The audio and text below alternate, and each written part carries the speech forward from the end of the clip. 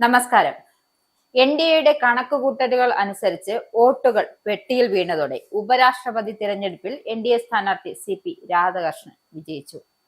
BJPയെ സംബന്ധിച്ചിടത്തോളം വിജയത്തെക്കാൾ ഉപരി അവർ ലക്ഷ്യമിടുന്നത് ഭൂരിപക്ഷത്തിലേക്കായിരുന്നു. അതിന് വ്യക്തമായൊരു കാരണമുണ്ടായിരുന്നു. 300 സീറ്റുകളിലധികം നേടി സർക്കാർ രൂപവൽക്കരിക്കുമെന്ന പ്രഖ്യാപനത്തോടെയായിരുന്നു 2024 BJP ലോക്സഭാ തെരഞ്ഞെടുപ്പിനെ നേരിട്ടത്. എന്നാൽ വിജയിക്കാനായത് 240 സീറ്റുകളിൽ മാത്രമായിരുന്നു. അവകാശവാദം യാഥാർത്ഥ്യമാക്കാൻ BJPക്ക് കഴിയാതെ പോയതിനെ ഇന്ത്യ മുന്നണി അവരുടെ രാഷ്ട്രീയ നേട്ടമായി ഉയർത്തിക്കാട്ടുകയും ചെയ്തു.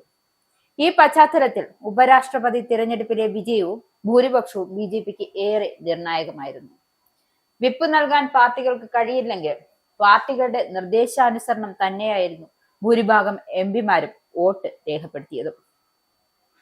അങ്ങനെ ഇന്ത്യയുടെ പുതിയ ഉപരാഷ്ട്രപതിയായി NDA സ്ഥാനാർത്ഥി CP രാധാകൃഷ്ണൻ തിരഞ്ഞെടുക്കപ്പെട്ടു. നിലവിൽ മഹാരാഷ്ട്ര ഗവർണറാണ് അദ്ദേഹം. ആകെ പോൾ ചെയ്ത 750 വോട്ടുകളിൽ 452 വോട്ടുകൾ നേടിയാണ് CP രാധാകൃഷ്ണന്റെ വിജയം. മുന്നണി സ്ഥാനാർത്ഥിയായ B സുദർശൻ റെഡ്ഡി 300 വോട്ടുകൾ നേടിയപ്പോൾ 15 വോട്ടുകൾ അസാധുവായി. പാർലമെന്റിന്റെ ഇരു സഭകളിലെയും MPമാർ ഉൾപ്പെടുന്ന ഇലക്ടറൽ കോളേജ് ചേർന്ന് വോട്ടെടുപ്പിലൂടെയാണ് രാധാകൃഷ്ണനെ തെരഞ്ഞെടുത്തത്. BRS, BJD, അകാലിദൾ എന്നീ പാർട്ടി പ്രതിനിധികൾ വോട്ടെടുപ്പിൽ നിന്ന് വിട്ടുനിന്നു.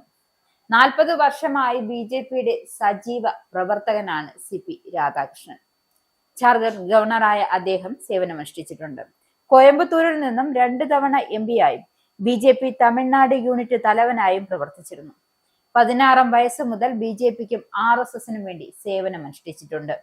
2023 ഫെബ്രുവരി മുതൽ 2024 ജൂലൈ വരെയാണ് ഝാർഖണ്ഡ് ഗവർണറായത്. 2024 മാർച്ച് മുതൽ ജൂലൈ വരെ തെലങ്കാന ഗവർണറായും പുതുച്ചേരി ലഫ്റ്റനന്റ് ഗവർണറായും അധിക ചുമതല വഹിച്ചിട്ടുണ്ട്. തമിഴ്നാട് BJP അധ്യക്ഷനായ അദ്ദേഹം സേവനമനുഷ്ഠിച്ചിരുന്നു. 2004നും 2007നും ഇടയിൽ BJP അധ്യക്ഷനായിരിക്കെ അദ്ദേഹം 93 ദിവസം നീണ്ടുനിന്ന രഥയാത്ര നടത്തിയിരുന്നു. ഇന്ത്യയിലെ എല്ലാ നദികളെയും ബന്ധിപ്പിക്കുക, ഭീകരത ഇല്ലാതാക്കുക, ഏകീകൃത സിവിൽ കോഡ് നടപ്പിലാക്കുക, തൊട്ടുകൂടായ്മ ഇല്ലാതാക്കുക, മയക്കുമരുന്ന് ഭീഷണിക്കെതിരെ പോരാടുക തുടങ്ങിയ ആവശ്യങ്ങൾ ഉയർത്തിക്കാട്ടിയായിരുന്നു CP രാധാകൃഷ്ണന്റെ രഥയാത്ര നടത്തിയത്.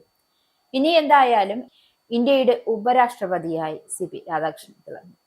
ഇസ്രായേലിന്റെ 5 സൈനിക താവളങ്ങളിൽ കനത്ത നാശനഷ്ടം. മോദി വെളിപ്പെടുത്തുന്ന ഇന്ത്യയുടെ വികസനത്തിന്റെ മയക്കുമരുന്ന് വിൽപ്പനയ്ക്കെതിരെ ശക്തമായ നടപടിയെടുത്ത് ഷാർജ പോലീസ്.